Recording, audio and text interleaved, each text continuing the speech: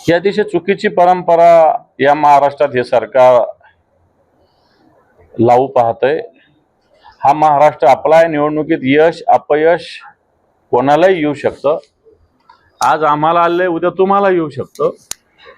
त्यामुळे ही जनता महाराष्ट्राची आपली आहे। आमदार आपला असेल नसेल, पण जनता आपली। त्यामुळे या महाराष्ट्रातल्या सगळ्या मतदारसंघाला, सगळ्या नगरपालिकेला, सगळ्या महापालिकेला, सगळ्या जिल्हा परिषदांना आपण समान वागणूक लोकसंख्येनिहाय निधीची दिली पाहिजे। नियम तोच सांगतो।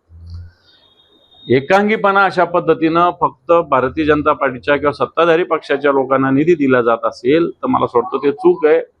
भारतीय जनता पार्टीच्या किंवा सरकारच्या मनाचा हा खोतेपणा आहे। तरी किती आमदार?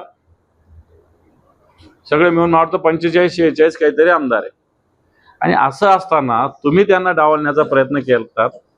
हा महाराष्ट्र हे सहन करणार नाही। येणार का तुम्हाला सुद्धा या भागात तुमच्या पार्टीचे लोक नाही का? तुमच्या पार्टीला मानणारे लोक राहत नाही का? तर राहतात, परंतु अशी पद्धती ही चुकीची आहे।